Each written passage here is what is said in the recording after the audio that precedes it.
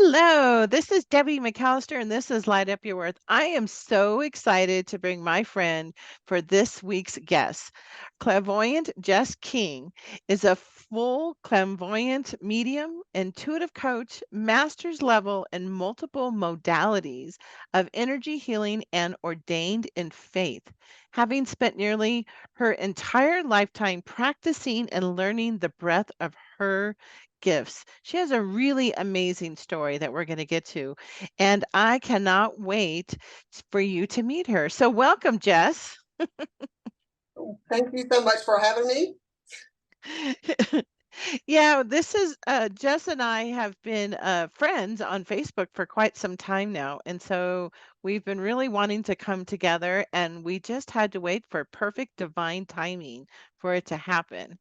And so I'm always so curious when, because there's so many, I don't know, titles, right, that everybody, different people have for similar but yet different types of gifts, right? Like being a clairvoyant Right. is really like, um some people use it and some people don't. And so I'm really fascinated to hear, what does that really mean to you, Jess, when you think of yourself as that?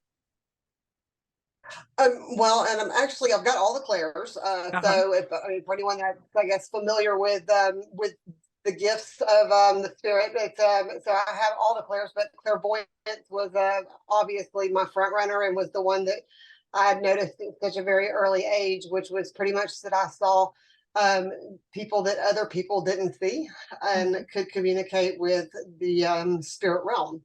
And that's not just departed loved ones. It's everything from stuff that's in lower levels to to the angelic realm. So I just can communicate with any level of the spirit realm, and that was really what brought me into this, was because I knew that there were so many people that needed to hear messages that whether it be from loved ones or from their guides and things like that, that they wanted to know what it was that they're missing. Mm. What were they missing? Oh, tell me more. Yeah. Tell me more about that. What would they think that they would be missing? Like information or people Information about or their direction Mhm. in life. Mm. They maybe getting, little synchronicities, or, the things that they start getting these little messages, or they start seeing things that are kind of happening, but they're feeling like they're lost and they're not really knowing what direction they're supposed to take. And so I feel like that's always so important for us, that when we feel like we're kind of a fish out of a water and not sure where we're supposed to be going, Mhm. is that we've always got that higher guidance that is readily available for us, but sometimes we just struggle with the phone line connection, and I'm the phone line. So I've always just kind of, I guess, made it to where I just say I don't filter it, and I say whatever it is, and sometimes it's not always what they want to hear, but it's always going to be what they need to hear. Mhm. I love that. It's like the phone line instead of the old phones. Now they're on a cell phone and they're static. Can you hear me? Can you hear me now? Yeah, When you said it's like a that. bad Verizon commercial. Yeah, right. Yeah, but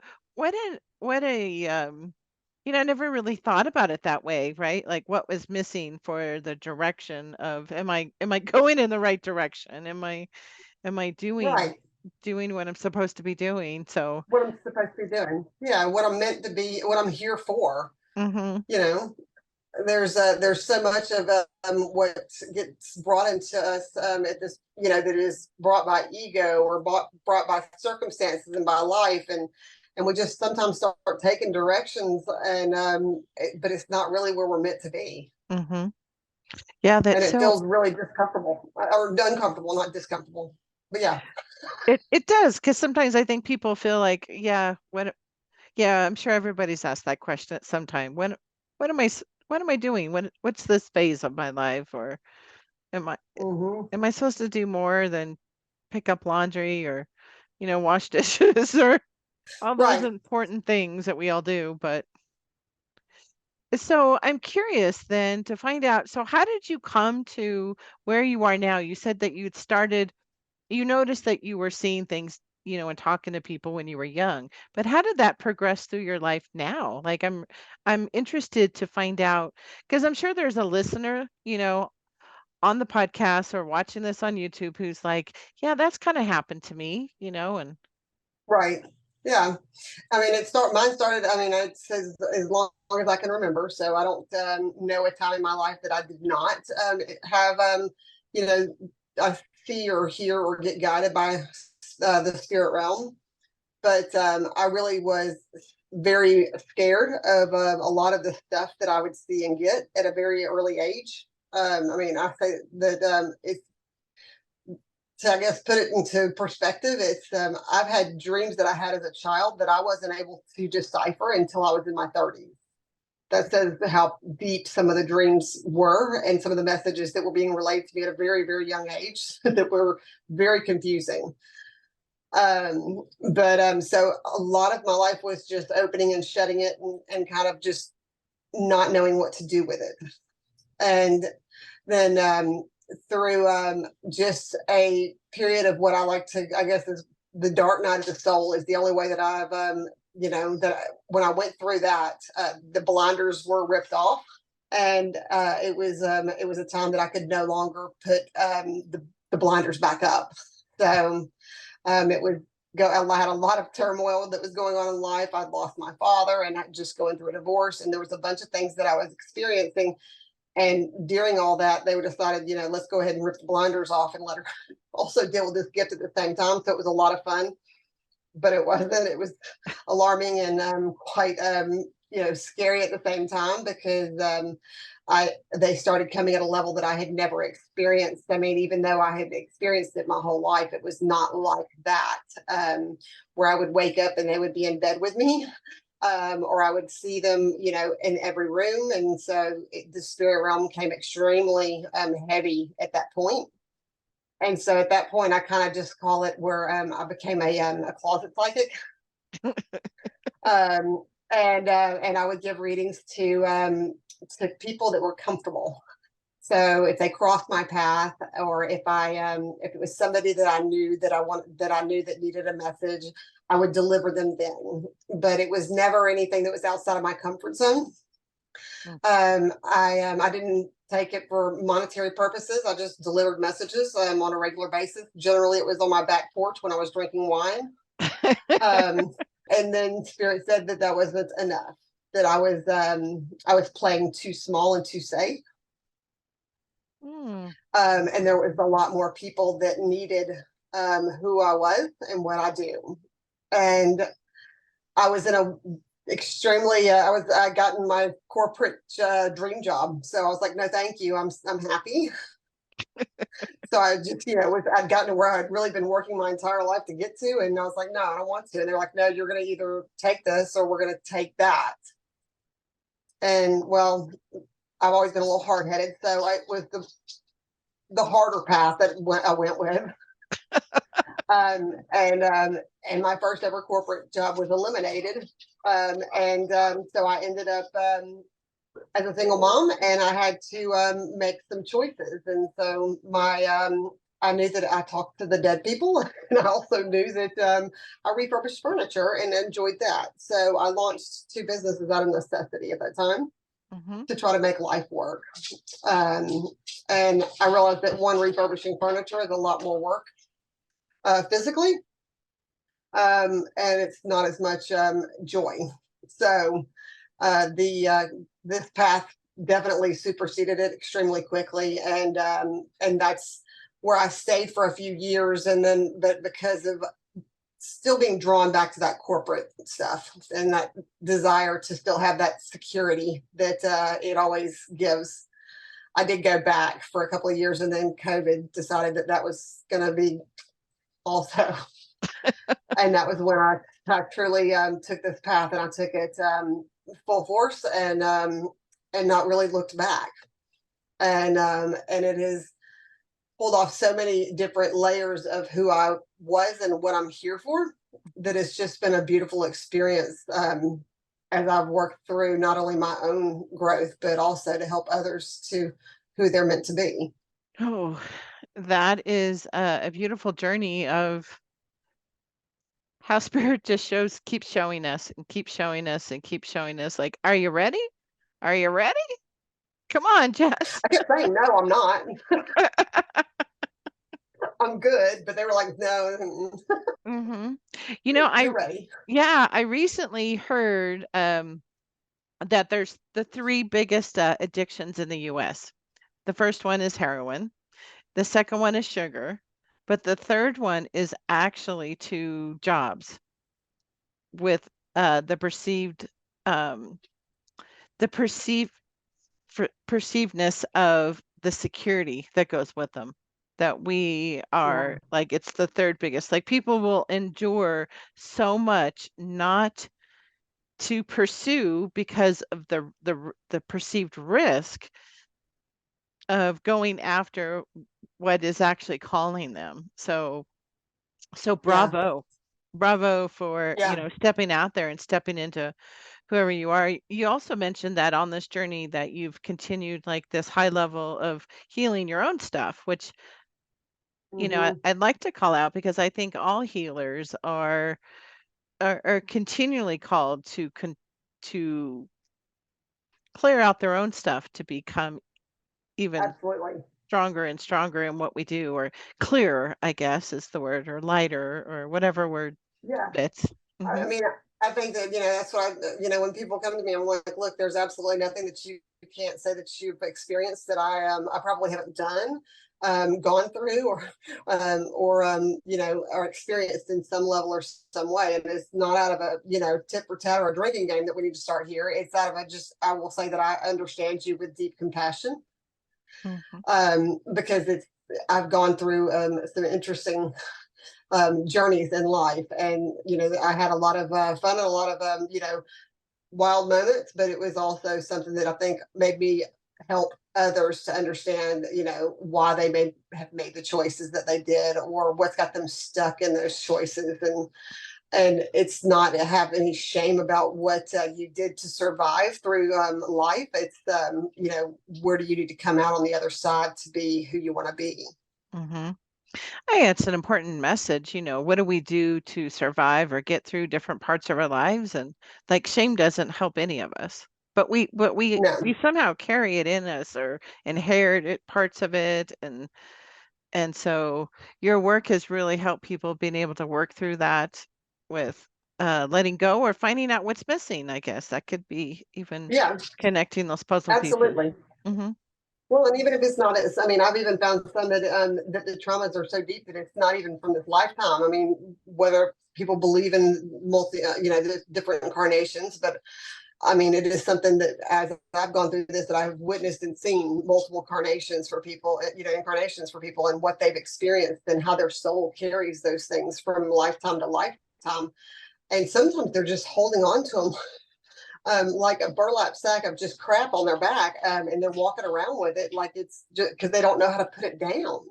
It's not like a hot, pan on a stove that when you pick it up, it's like it burns, so you throw it back down. You've been carrying this stuff forever, and so how do you take that and put it down? Yeah. Well, And I'd that's where I'd people be struggle so curious. greatly. Yeah. How do you put it down? Is that a loaded question? But um It can be, but there's a variety of processes that I work through that help them with releasing those baggages and the traumas and the things that they don't know how to. Like sometimes they think they hold on to it out of guilt. Sometimes they hold on to it out of shame. Sometimes they hold on to it just because they don't even know what to do with it. mhm. And it's so interesting because sometimes we're making ourselves pay over and over and over again for the stuff that we've gone through in life when we've already paid. It's that it's already should be done, and we're sitting there just carrying it around like it's a badge of honor. Yeah, especially if it's a past life stuff and Yeah, you carry it into absolutely. into this lifetime. Like, you may not even quite understand why you feel certain way to even know how to let it go. Absolutely. So that's got to be a really powerful thing in a session. So when people come to you, what are probably your most what do most people want to find out? Is it their purpose? Generally most people come to me initially when it is is to connect with a departed loved one. Mhm. And I think that it's something that, that they need some level of peace, but there's something else that's underlying that still brings them to me. Mm. That there's so many questions that they don't even know what direction to go, but they know that they miss like this person so desperately that they want to, they want to see what is it that they'll have to say to them, and what is it that they need to share with them now that they're no longer here? Is there something that can help them with their life path? And so it's almost like they connect it to somebody that's no longer with them, but that that's kind of the foundation for where we all seem to start, before I start to kind of, I guess, get into some of the deeper things that can help them with moving forward. But so I mean, it's everything from their life purpose. It's understanding what their loved ones want them to know, and what is it that their guides maybe have been trying to say to them, but they're not understanding. Mhm. I could see that too. And I read this really funny thing on your website about, like, don't come to me and want me to fix your whole life in like one 30-minute session. And I just Yep. thought that was brilliant because the level of work that you do is like therapy. Yes. We're not claiming you're a therapist. There's our disclaimer here, Nope. right? Like, but Yes. I think for anybody who does energy work, it's not really a one and done. And everything that you've No. It, accumulated for decades and lifetimes and yeah. It's there. And it's so funny to find. I mean, I have what I've experienced with some of the different people and what they and the results that I can sometimes have in one session is dependent on the level of their acceptance of their ability to let it go. Mm, So sometimes I have had sessions that were so powerful that I mean that's all they needed was that because they were so ready and so tired.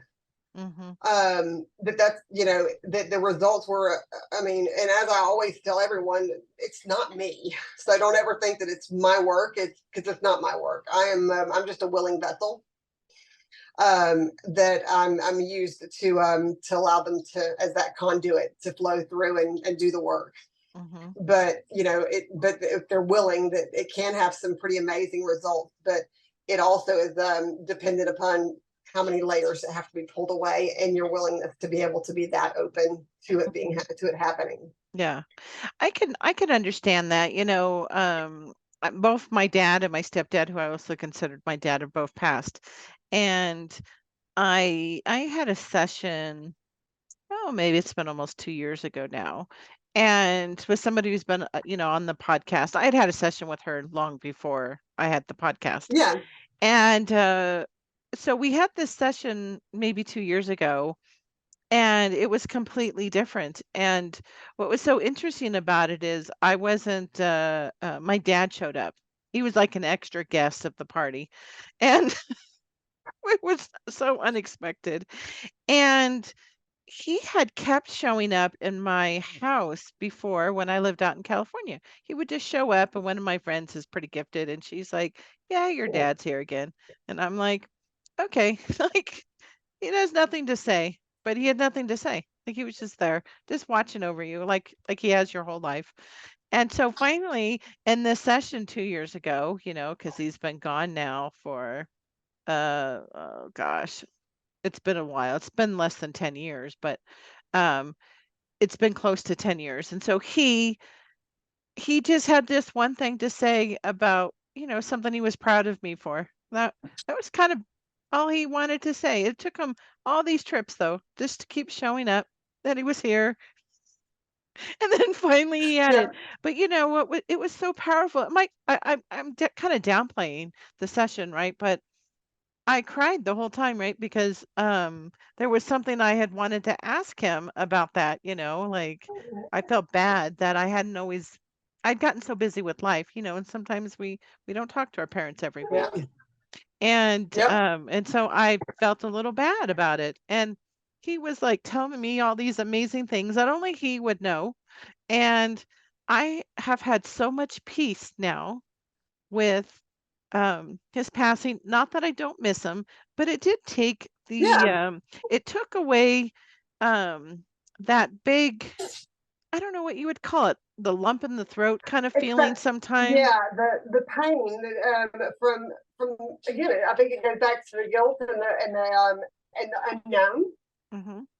of how you felt about everything, because there were so many things that you may have wished that you had just gotten to say, or that y'all had resolved before his passing. Mhm. He still spends a great amount of time with you. He stepped in right before we came on. There was a gentleman that stepped in with me, and I was like, and he came for you. So I was like, yeah, Oh. I was like, okay. Oh, But that's I mean, funny. he Yeah. seems he's got like y'all smile, like y'all both have that same big smile. Mhm. Yep. Yeah. Yeah, that's funny. And that's Yeah. what he kept. I mean, that's the first thing he stepped forth with, was that big smile. I just love my daddy. That's what I call him. Even, even up until he passed and I was almost 50, but yeah, he was just a very quiet man, Yes. didn't have a lot to say, but he always made But me when he feel did, safe. it was a value. But he Mhm. when he spoke, it was a value. He really brought forth things that he needed to. He he had used. I guess he was very careful with his words. Is the way he says it. Mhm. Aw, yeah, you're gonna make me tear Yeah. up. Yeah. Yeah, So I have felt him. Actually, it was really funny today because it was a kind of a challenging work day, and I'd gone out for a walk with me and my sleepy dog over here. She's she's she's out right now. So we went for a really nice walk, right? Because there's a winter storm coming in here in Flagstaff. So I thought, oh, we better go for a walk. And she was so extra happy today, just running and galloping and, all the sorts, because we live right next to a forest or live, literally across the street. And so we came back and I had on some music and I heard the song of my best friend who died in a really tragic car accident when we were like 20. And his song came yeah, on and I'm like, "Oh, I haven't heard that song. Oh, you're here." Like it was a nice pick me up, for to hear it yeah, and then I did it. It shifted my mood and I started working along here at home and it was beautiful. So I love that they all that's great. That's Mhm. friend. Did y'all used to sing in the car together, um yeah, or did y'all often listen to music in the car together? a lot of music Yeah. in the car. Yep. Yep. Okay. Yeah. Because that's what he just started showing me, was how y'all used to do that. So Yeah. Yeah. He was he was amazing friend, right? Like he was my best friend yeah, and yeah, I've always thought since he passed away when we were so young and I was with his best friend and ended up staying with him for 20 years and had his son and we named him after this friend. And yeah, yeah, he's always he comes in and out, where I feel him for yep, years and then he's off doing his work over there and yep, like his death actually changed our whole big group, about 15 of us. yeah, He changed the dynamic of everybody because at that age everybody is so we were invincible. We were a little wild and doing things that and are carefree, and just yeah, carefree I and get having it. a really, really good time in life, I can tell you that. But everybody actually was in a lot of pain. So, Yeah, which we didn't know that then, right? Like we were just all having a good time and drinking a lot and stuff. And his yep, death actually changed everything for me. I mean, I was like, okay, you got to get this together. Like you better go. yeah, And so but he was always he's so funny when he shows up. Like I haven't seen him in it's been a while, seriously. Like it's been years since I saw him. So yeah. him for him to show up today knowing I was talking to you, I was like, what the heck is this all about? What are you His doing here, laugh was man? great. Oh my He had gosh. the greatest laugh. Yes. Yes, he did. And Yes. yes, he did. In fact, he was oh my gosh.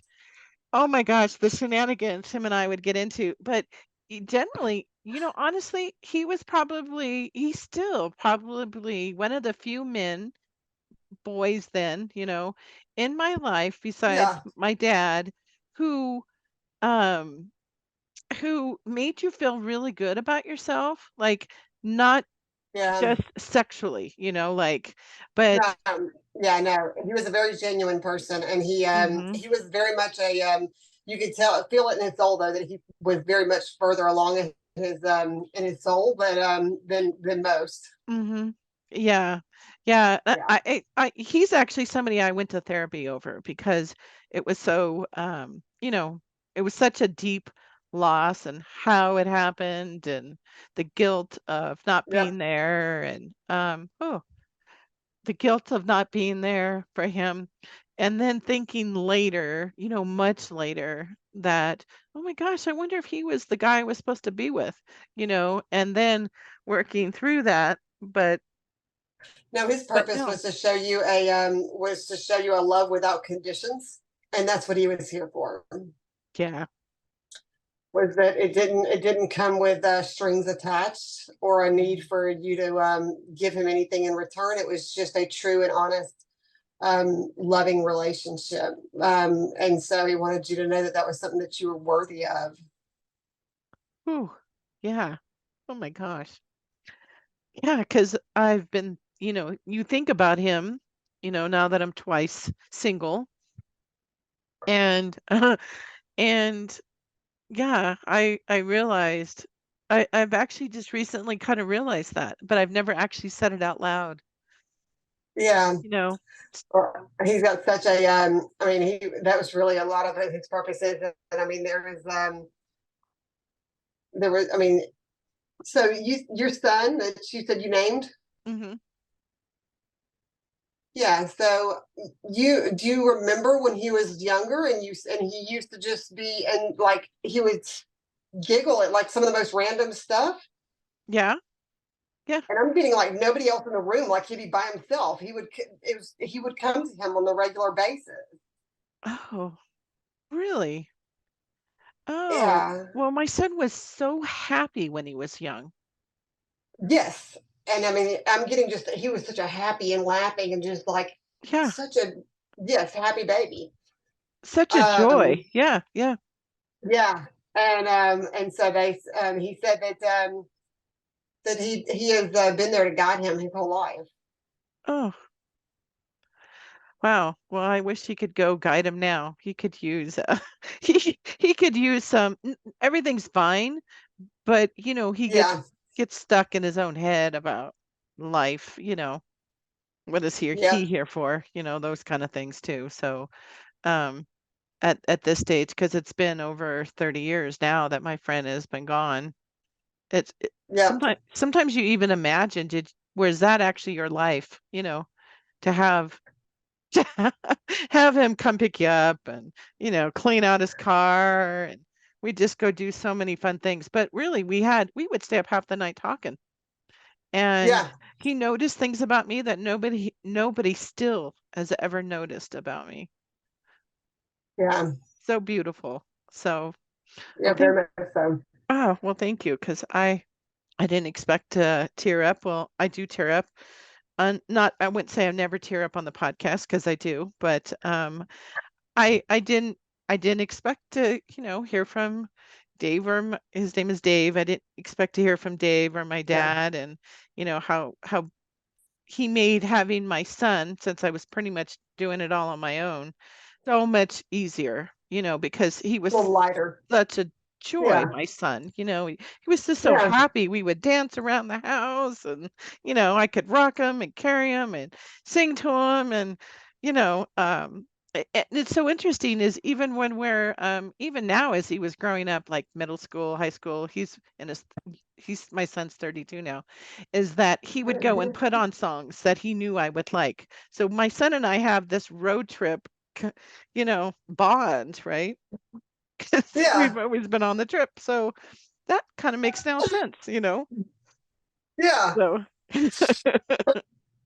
oh, that's so beautiful. So when people come to you with, their loved ones, and then they continue working with you, or so after the loved ones, what are some of the other reasons that people like to connect and Well, honestly, there was a service that I was brought to last year. Was it last year?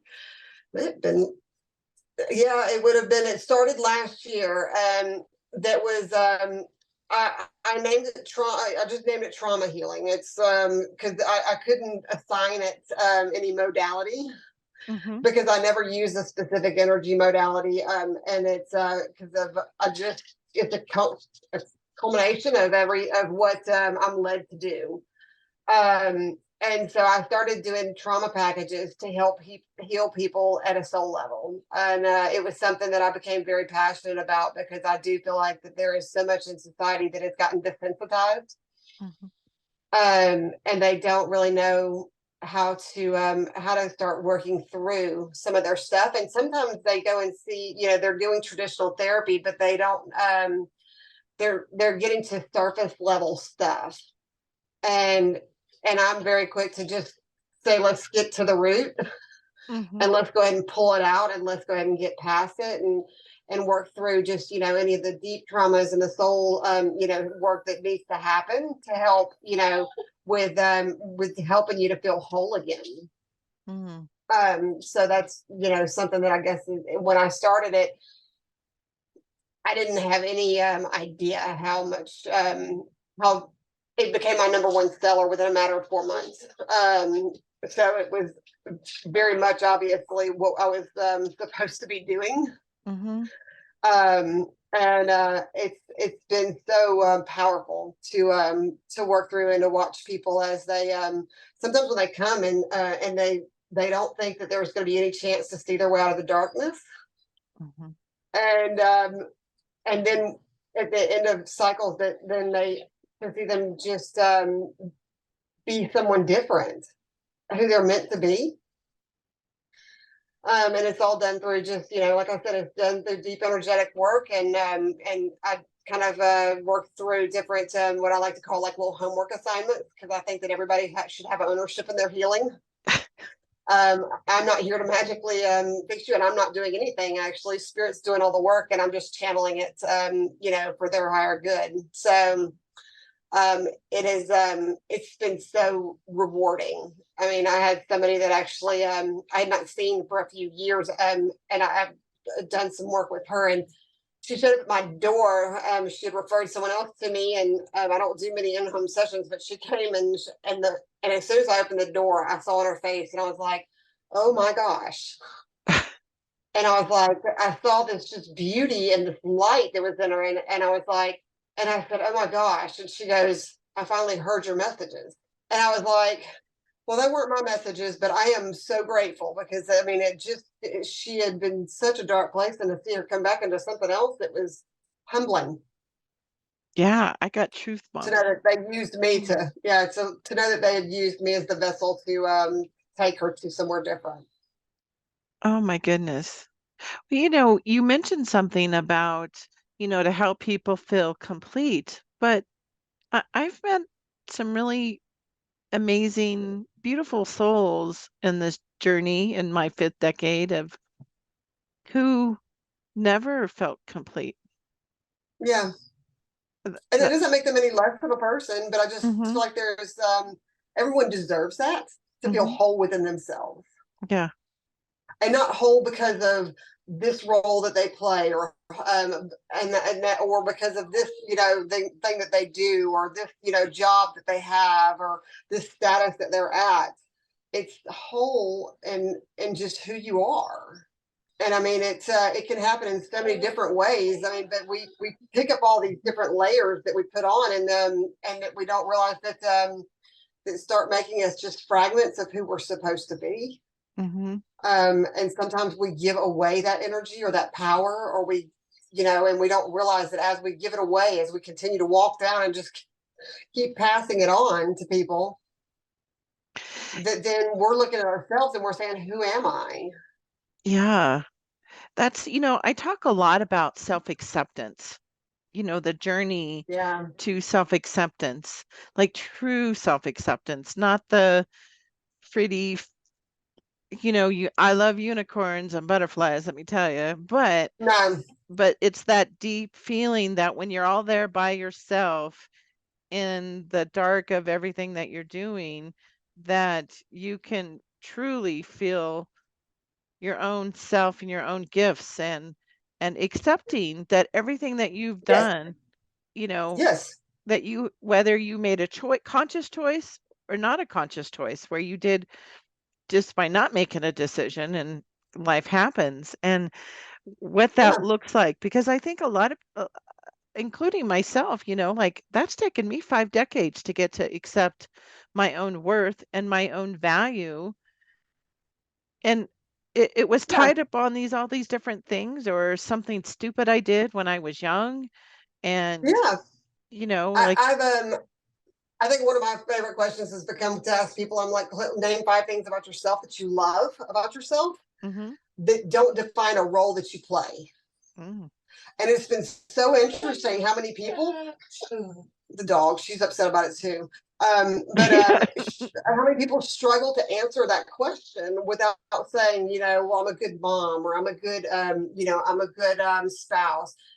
No, what do you love about who you are and what you are, mm-hmm. not a role, because those roles are, you can't allow that to define you, because when you stop being a mother, or when you stop being a spouse, or when you stop being the head of the PTA, who are you then? You're lost if you don't know who you are. So would an example of that be, like, if I applied it to myself? I love that I can see people, like be Yes. present with people. Like that's a gift Right. that I Absolutely. mhm. The whole world Yeah. can be And you know what, watching that's funny, around because us. that's what I just made my license plate, as I see you. Oh, oh, I got truth bumps again. I love this.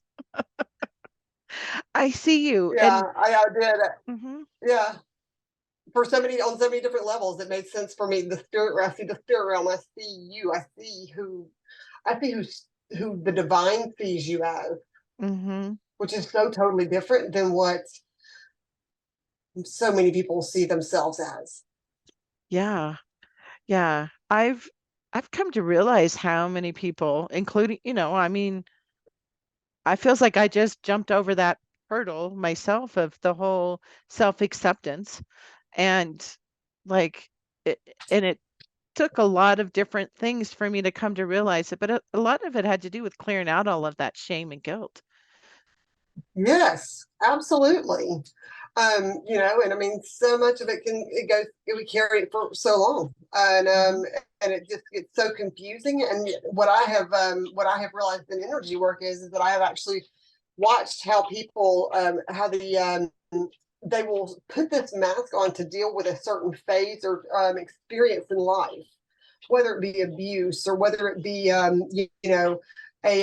loss of a business or a loss of a loved one. But they put this mask on to deal with this phase, and then that mask becomes almost ingrained in who they are, and Mhm. they don't know how to remove the mask to bring themselves back to the forefront. Mm. And I've literally seen where I've seen it being attached to them. I've seen these masks, and I've seen entities that have created themselves through it, that change people's personality and who they are. Mhm. And as strange and weird as that may sound, it has been I have helped worked with people that I've noticed that it's, the physical ailments that it's caused, and the different, emotional, issues that it's caused. And it's all from life, and just never knowing how to cope with certain things. And then we kind of picked this up to deal with it, and then we never realized how to put that thing back down. Mhm. Yeah, because it's uncomfortable, and you mentioned the entities, which I don't think I've ever talked about on the show because I think it makes people uncomfortable, right? Like It does. uh, Yeah. to understand what even an entity is. Yeah.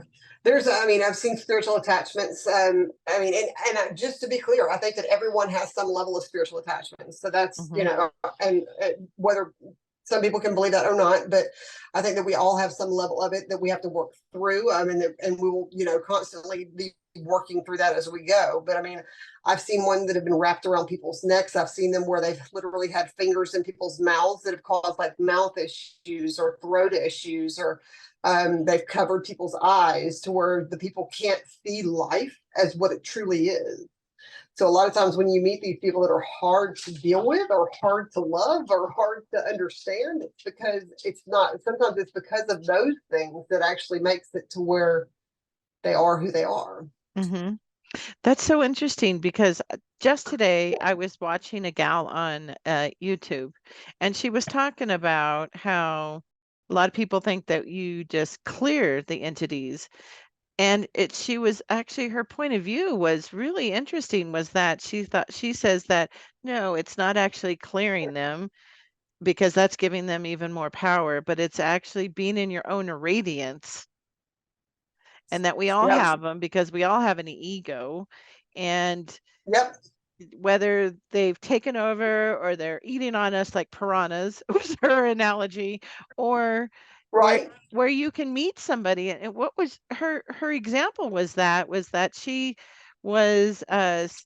she started dating an alcoholic, and she didn't realize like who Mm. he was and then who he became. And it was so interesting how she talked about how they had just pretty much, they were eating them up like piranhas, and so she didn't even Yeah. recognize him anymore. Like, Yeah. he was just Absolutely. And I so mean, mhm. it can create all kinds of emotional disorders. I don't know if you've ever read the story about the shaman from South Africa that came to visit the mental health hospitals in America. If you haven't, you should Google it. It's a fascinating story.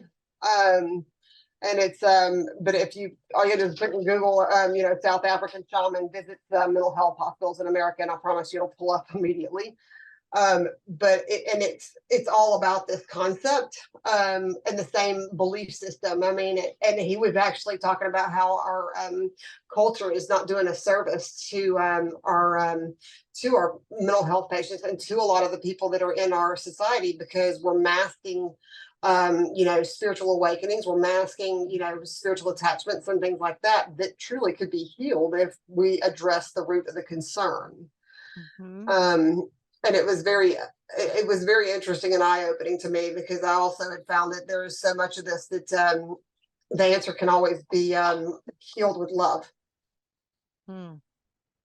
Love can heal any of it if it's done in the right way. And I'm not talking about the airy fairy rainbows and unicorns and I'm gonna hug it out with you, because I mean, no, I'm actually gonna probably be the one that smacks you in the face and says something to you that might be a little bit offensive, but it's gonna be what you need to hear.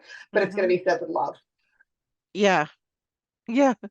Well, that's so interesting. I worked in just a few years ago, I worked in a mental health hospital, a locked facility for adolescents and children for a year. That's Mm-hmm. I 9 months actually. It was the longest 9 months.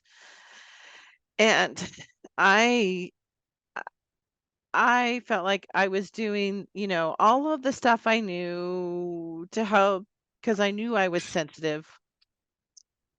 Obviously I knew I was sensitive, but like extra sensitive to walk into that environment.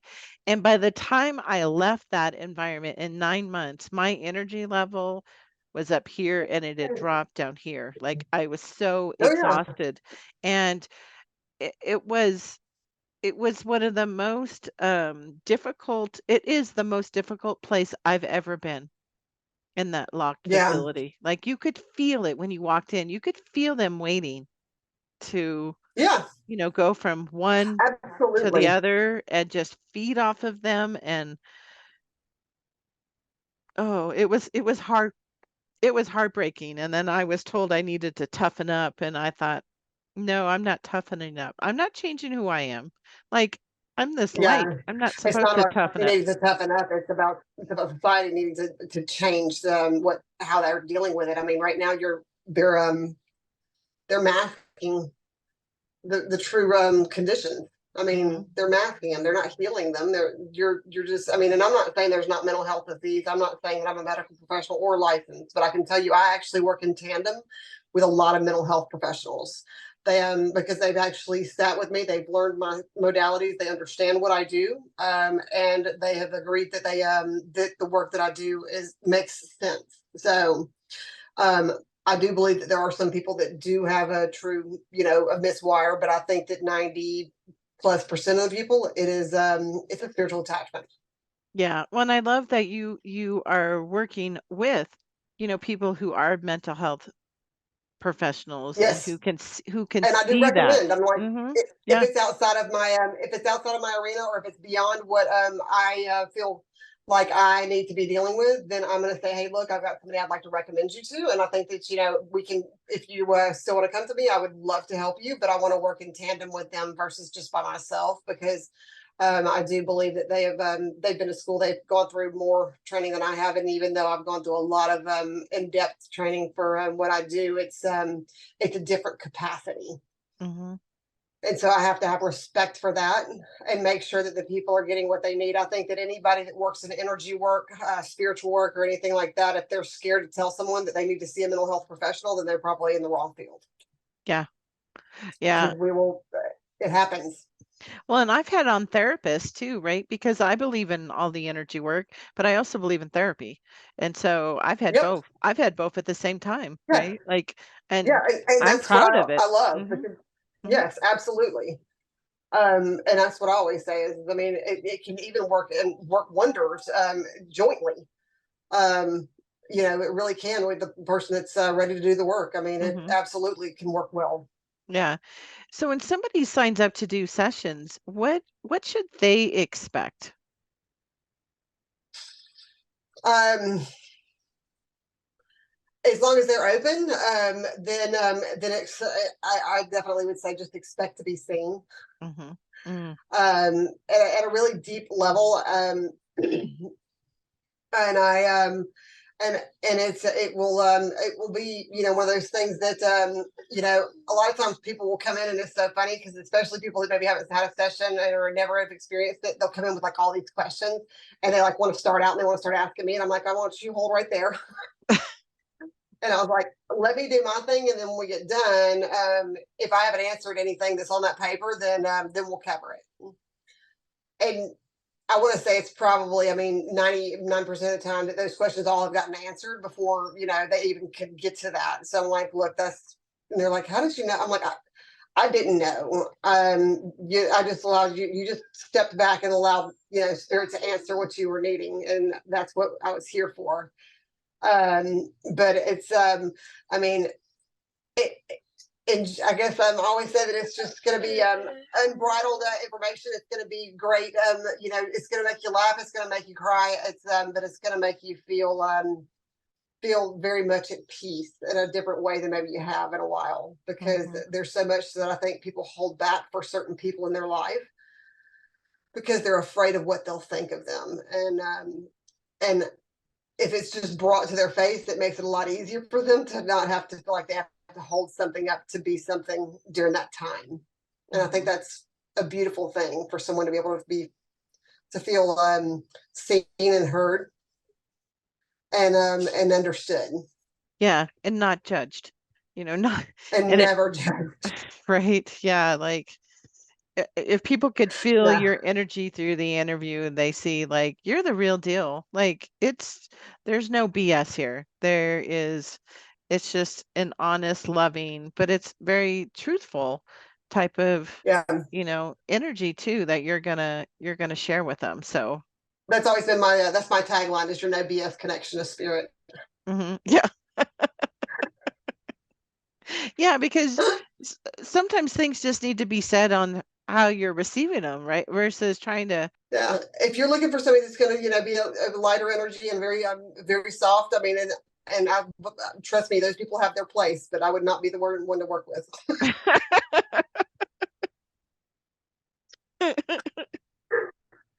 just to be uh, just to be clear. So yeah, yeah. Well, and that's what's so beautiful about the podcast, right? Is that I've had on so many people who some people do similar things, right? But They're different. Yeah. Everybody's unique. If nothing else, when you people have listened to over 100 people that I've published, is that everybody is themselves.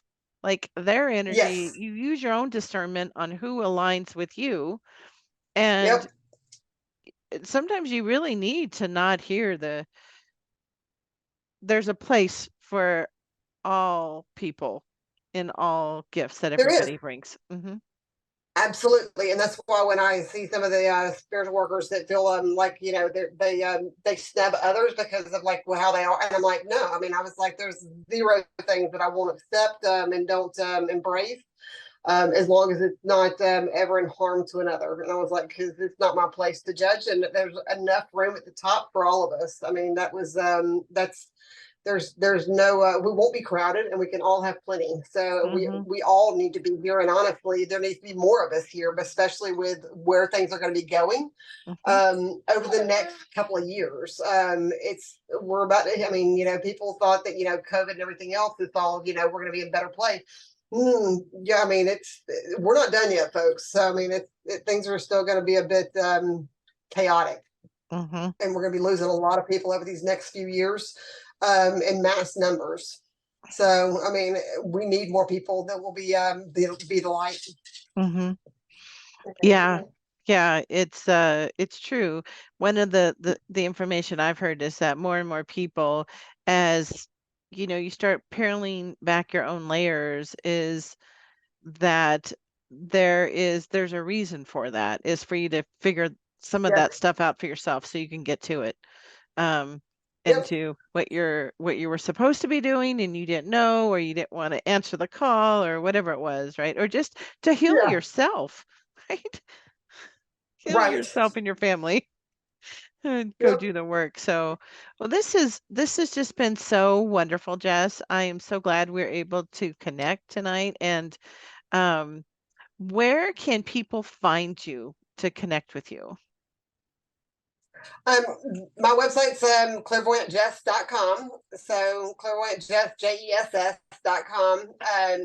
I'm also I'm very active on Facebook. I'm on Twitter, but not very much. Instagram and TikTok. So pretty much any of the social platforms they can find me. I've got some stuff on YouTube, but I just it became tiresome trying to keep up with everything. So Facebook, Instagram, and TikTok are where they would find me the most if they're looking for like, to see more about my personality. You can see a lot of my live reads that I used to do, because I used to do a ton of live readings where I just would get on Facebook Live and would read whoever showed up, so they can see a lot about my style and kind of the stuff and information that I get, and kind of see if I'm the one that they need to, if they need them, what I have, and the Yeah. energy that I bring for people. Well, that's Yeah. great. Well, we'll include all of your links inside the Yeah. show notes as well for people to be able to go take a look at. But this has been so much fun, and I'm Yeah. so glad that you were here. So thank you, Jess. If you enjoyed this Light Up Your Worth episode, be sure to share with a soulful friend who needs to hear this message. Thanks so much for listening and being part of the Light Up Your Worth community. My heart is full of gratitude for you.